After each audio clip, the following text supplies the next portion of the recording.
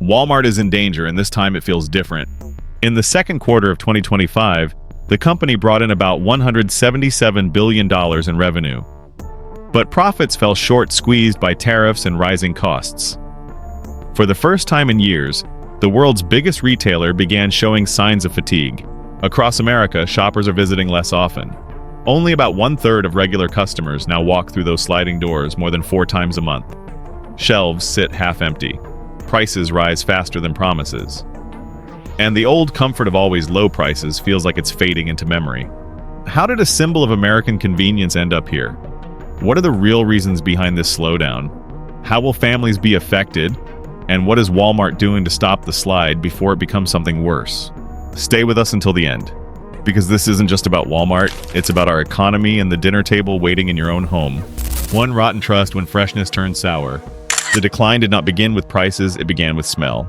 At first it was small things. A sealed gallon that turns the moment the cap clicks. Chicken that looks fine under lights but feels wrong at the sink. Yogurt that is within its date and still disappoints at the first spoon. No drama. Just a quiet sense that something basic is slipping. But beneath that small moment is a larger truth. Fresh food is a chain of steps, and any weak link breaks the promise at your table. Milk and meat do not forgive delays. They do not forgive warm trucks, crowded back rooms, or cases that cycle a little too often. The scale that makes a supercenter powerful can also make freshness fragile. When timing misses by even a little, the shopper pays with money, time, and trust. Soon after, you see the pattern the way older shoppers often do in the trash. You throw away a carton that should have lasted, and you do not argue at the counter. You simply decide not to risk it again. On fixed incomes, that choice is not dramatic. It is practical. You buy twice for the same week, and that is not savings, it is stress.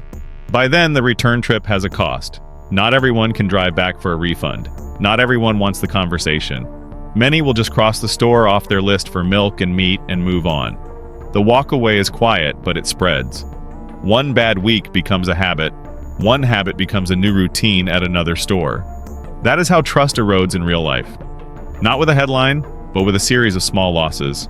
A lost dinner, a lost receipt, a lost hour. For seniors, the risk is more than waste. A mild illness can become a week of recovery. For parents, it is a meal plan broken and a budget pushed. Freshness is not a luxury, it is the foundation. When it fails, everything else feels shaky. It is fair to say this is not a single store problem. Recalls happen across the industry. Weather labor and long routes strain every grocer. But fairness does not cancel experience. Shoppers judge the store that put the item in their cart. If it goes bad, the logo on the label takes the blame. That is how retail works, and it has always worked that way. Inside the company, the response is what you would expect from a giant. More attention on perishable flow, stricter cold chain checks, new cases, new routes, new routines. On paper, those fixes make sense. They should shorten the time from supplier to shelf. They should reduce bad surprises at home. They should over time steady the heartbeat of the aisles that matter most. But trust does not return on paper. It returns at the sink. It returns when a week of milk lasts a week. It returns when the chicken cooks clean, when lettuce stays crisp past midweek, when the produce drawer does not turn into another chore. Older viewers know this better than anyone. You do not need a promise. You need proof. Here is the hard part for any retailer. Once people stop trusting the fresh case price tags and signs cannot win them back quickly. A few cents saved does not balance a dinner lost. A bold sticker cannot repair a bad week. And when fresh food feels like a gamble, shoppers rethink the entire trip. They split their basket. They try the store down the road for dairy and meat.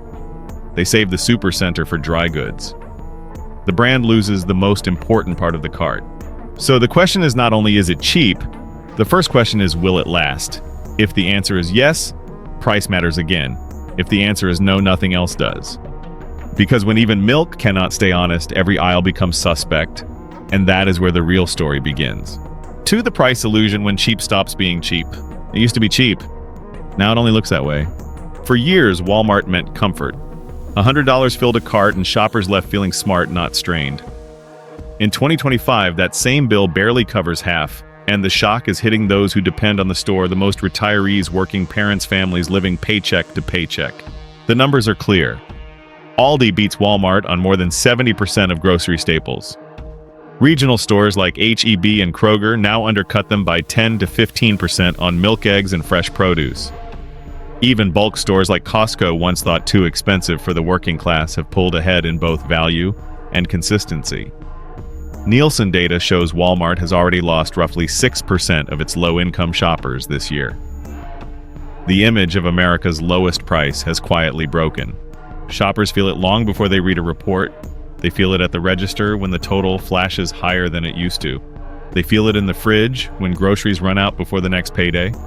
They see it when a box looks the same size but holds less inside. Shrinkflation has turned into a running joke online. Smaller cereal boxes, lighter detergent jugs, snack bags that are mostly air. Jokes aside, it's not funny when you're living it. A grandmother in Ohio said she used to fill her cart with $100. Now she spends $150 and still leaves without meat. A father in Texas said he used to shop once a week. Now he stretches it to every 10 days, skipping lunch so his kids can eat dinner. These are not exaggerations. They're what happens when rollback becomes a marketing trick instead of real relief. The rollbacks themselves are part of the illusion. Price tags show a discount, but many of them are higher than they were a month before. The math hides in small print, a few cents here, a few ounces there, but multiplied across a year, it becomes real money.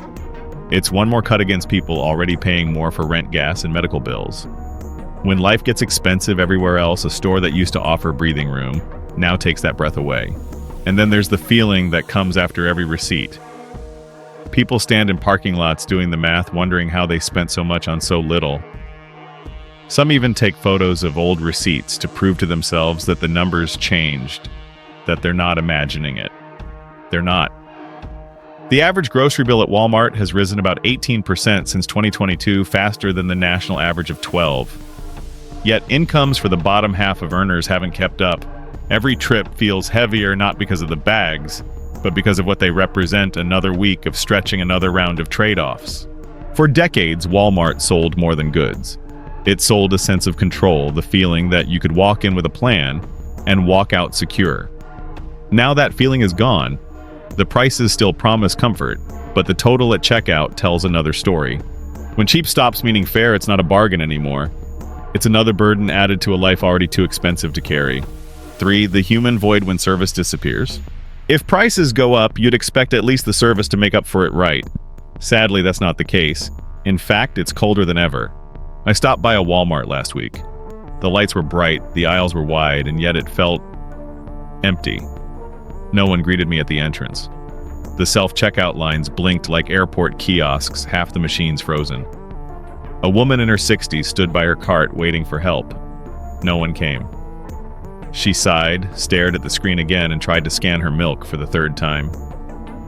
A few steps away, 2 employees talked quietly near the customer service desk, both clearly exhausted. One was juggling 3 handheld scanners.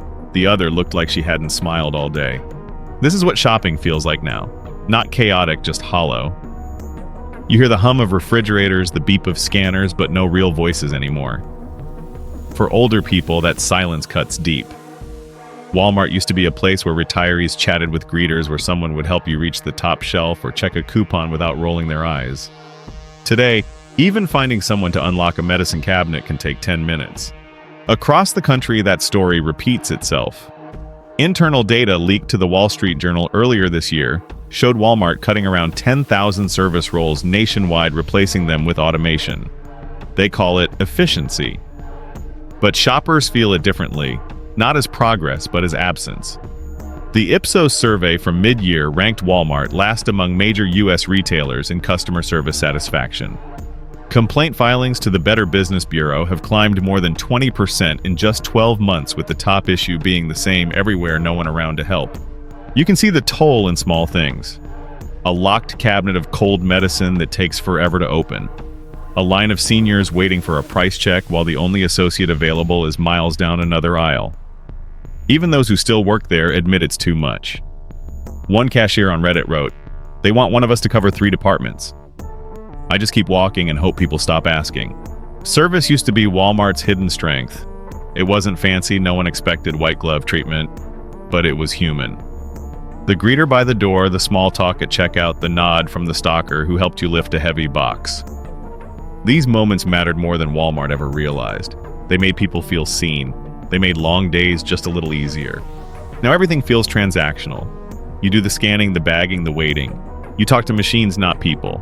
The word convenience sounds hollow when it costs you time, patience, and human warmth. The older crowd feels it the most. For many retirees, a grocery trip was their one bit of social contact each week. Now that small connection has been replaced by blinking screens and apologies that never come. Service isn't just customer care. It's part of how a community breathes. When people stop caring on both sides of the counter, everything grows colder. Stores become warehouses. Customers become data. And when that happens, even the lowest prices can't make up for what's been lost. Service was once the soul of Walmart. Bitterly, that soul is fading day by day. 4 empty shelves, empty promise. At Walmart today, it's not just the atmosphere that feels hollow. The shelves are getting emptier too, and that might be the most ironic sight of all. No storm, no holiday rush, no sudden panic buying. Yet the aisles look picked clean week after week.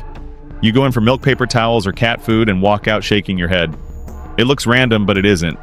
Behind every missing item is a system under strain. In my memories, Walmart used to feel like a place that never ran out. I remember walking in with my parents on Sunday evenings. The air smelled faintly of detergent and cardboard. The floors gleamed and the shelves were always full. You could count on it. Even during snowstorms or gas shortages, Walmart had everything: canned soup, batteries, fresh milk. The store was built on a kind of quiet reliability. Now every visit feels like a gamble. Some weeks it's eggs. The next week it's dish soap or dog food. You see people circling aisles hoping to catch a restock in real time, checking their phones to compare prices with Aldi or Costco. I talked to a worker once who sighed and said, "We used to fill gaps overnight. Now we wait for trucks that never come." Inside Walmart, the cause is no mystery. The company has spent the past 2 years tightening its operations in what it calls lean stocking. Less inventory in warehouses, faster turnover, smaller backroom storage, all meant to save costs. It's the same efficiency model that made Walmart famous, but now it's working against them. When one shipment is delayed or one supplier stumbles, there's no backup. A single hiccup turns into days of emptiness. A former logistics coordinator from Arkansas told Bloomberg, "We used to have safety stock for every category. Now we're running on hope." He's not exaggerating. A July 2025 Reuters report revealed Walmart had cut orders from several great value suppliers after contract disputes. Those cost optimizations triggered shortages that spread across multiple states. According to Nielsen, IQ product availability at Walmart dropped nearly 8% year over year, the steepest decline in a decade. Even Walmart executives have started to admit it. During the second quarter earnings call, CFO John David Rainey called it temporary supply inconsistency, blaming vendor recalibrations. But analysts say the issue runs deeper than vendors. Walmart built its reputation on logistics mastery, said Mark Cohen from Columbia Business School. The moment that engine slows, the illusion of stability collapses. Customers don't care what went wrong backstage. They only see empty shelves. And they feel it too.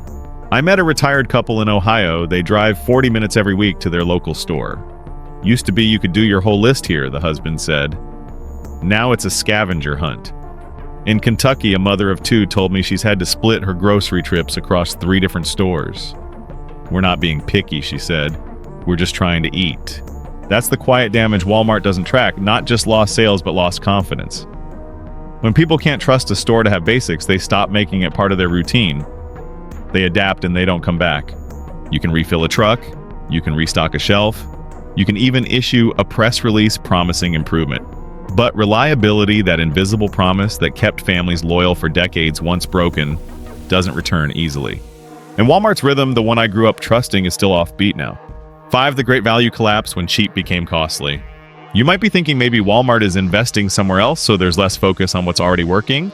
Well, not really, because its own brand, Great Value, is now in trouble. The signs are everywhere. In May, the USDA recalled more than 25,000 pounds of Great Value frozen chicken strips after families discovered small plastic fragments inside. 2 months later, the FDA flagged batches of Great Value peanut butter for salmonella contamination that spread across 30 states. Around the same time, Consumer Reports tested random Great Value canned vegetables. and found inconsistent texture and excess brine, a red flag for quality control failure. For shoppers, this isn't about data. It's about trust that keeps breaking one jar, one dinner at a time. The feedback has been loud and personal. On Reddit, one shopper wrote, "I bought great value mac and cheese for years, now it clumps into paste." A mother in Texas told local news she threw away 2 boxes of cereal because the taste was off and the smell was rancid. And those complaints aren't isolated. Nielsen IQ data shows Walmart's private label sales dropped 7% this year, while Aldi's and Costco's in-house brands rose by double digits. When the budget brand starts losing loyalists, something is deeply wrong. The issue isn't just bad luck, it's corporate strain. Walmart is trying to be everything at once: upgrade technology, expand e-commerce, cut supplier costs, and polish its public image, all while keeping prices low enough to satisfy inflation-weary families. But when you stretch in every direction, nothing stays balanced. A former product manager said, "Every department's chasing savings, but nobody's watching consistency." And that's what customers feel. One batch tastes fine, the next feels like a knockoff. Truth in Advertising called out Walmart in June for deceptive rollback packaging on private label goods, same price, less content. A box of great value cereal that once weighed 18 ounces now lists just 16, but the design remains identical. For retirees and families on fixed incomes, those few ounces matter. It's not just shrinkflation, one shopper in Ohio said. It's betrayal in small print.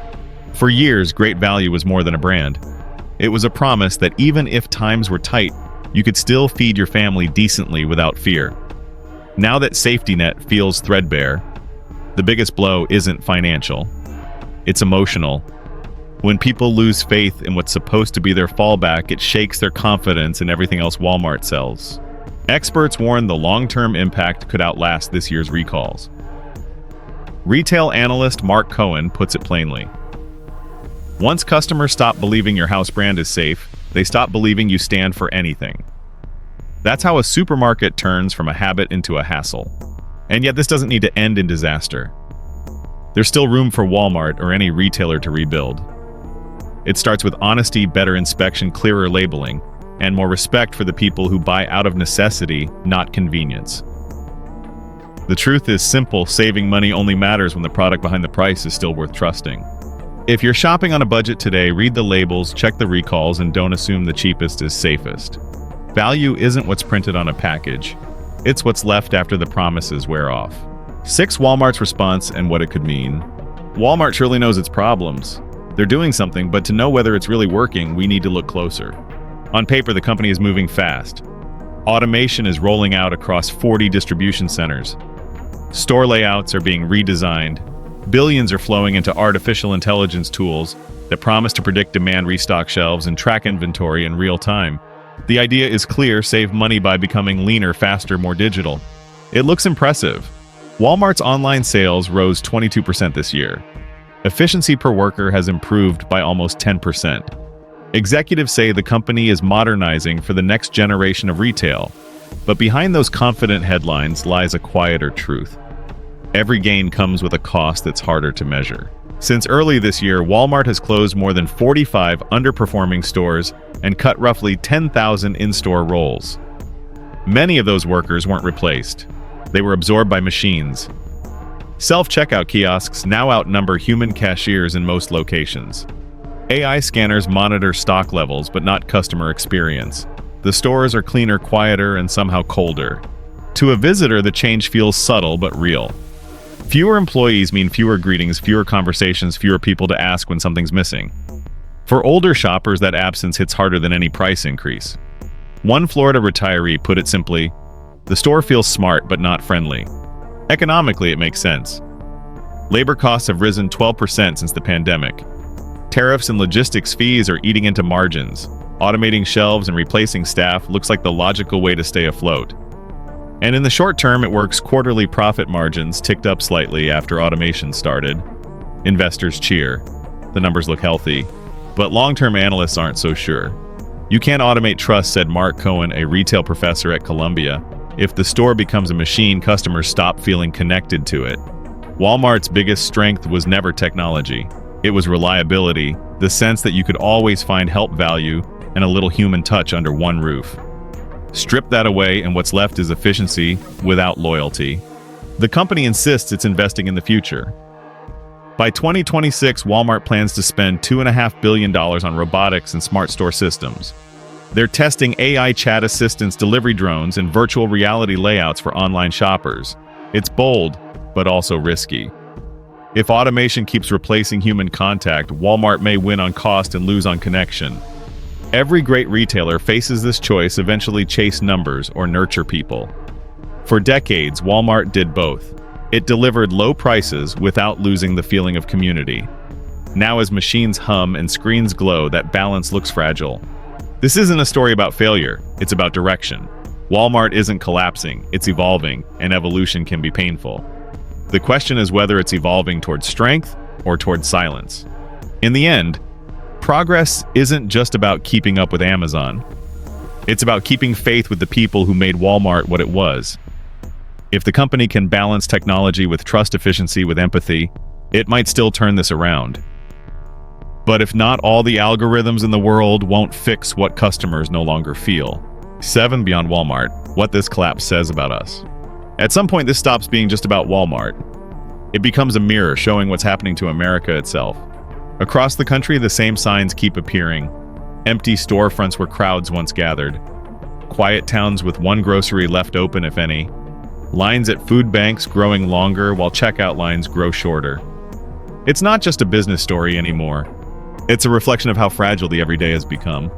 In 2025 alone, more than 2,100 retail locations across the U.S. have closed, according to CoreSite research. Many of them are in small towns where Walmart once replaced local stores, and now there's nothing left to fill the gap. The Bureau of Labor Statistics reports retail employment is down 6% since before the pandemic. And 1 in 4 Americans now drives over 20 miles just to buy affordable groceries, based on a recent USDA survey. That's not a statistic that's a Saturday morning for millions of families. What's unfolding isn't only about prices or profits. It's about what happens when efficiency replaces community. Walmart didn't invent this shift, but it came to symbolize it. For decades, it stood for the promise of more choice, more access, more savings. But over time, that promise thinned. Stores got bigger, aisles got quieter, faces disappeared. The mission to save money, live better, slowly turned into do more with less, even if it feels worse. And that's not just Walmart's problem, it's America's. We're living in an age where convenience often outruns connection, where local economies fade because we traded familiarity for free shipping, where human contact feels like a luxury, not a standard. In many ways, Walmart's struggle is the country's struggle, trying to stay affordable in a time when everything costs more, trying to stay relevant while the world digitizes, trying to keep people employed while technology gets cheaper. The company's recent automation push: 40 distribution centers run by robots, thousands of cashier jobs replaced by kiosks, mirrors what's happening everywhere else. Jobs are vanishing faster than they can evolve. And for many older or working-class Americans, the result isn't innovation, it's isolation. Still, it would be unfair to say Walmart is the villain here. The truth is simpler: it's a mirror of a society learning that cheap often comes with hidden costs in trust, in time, and community. We all helped build that system every time we chased the lowest price or the fastest delivery, and now we're all living inside it. But reflection can also be redemption. We can still choose differently, shop smaller, value people who serve, support stores that stay rooted in our neighborhoods. None of this fixes inflation overnight, but it rebuilds something money alone can't: a sense of belonging. The fall of one chain doesn't have to mean decline. It can mark a turning point, a reminder that the future of American retail isn't written in algorithms or discount tags. It's written in the hands that still bag our groceries, the small talk at checkout, the dignity of being known by name. Walmart's story isn't ending. It's just teaching us something we forgot: a nation doesn't stay strong by buying cheaper. It stays strong by caring deeper. Thank you for staying with us until the very end. I know these stories can be heavy. They remind us that change isn't always kind, and that the stores, the prices, even the faces we once trusted don't always stay the same. But that doesn't mean the world is falling apart. It just means it's asking us to adapt together. For those who've seen better days, who remember when shopping felt simple and honest, don't lose heart. This is only a chapter, not the ending. With awareness, with patience, and with a bit of unity, we can bring back the spirit that made our communities strong in the first place. We've weathered harder times before, and we'll do it again. Stay wise, stay hopeful, and remember, you're not alone in this. We're walking through these changes together. This video does not promote division within the United States or encourage segregation. All content is presented for the purpose of exploration, analysis, and fostering discussion based on current events, public sentiment, and social trends.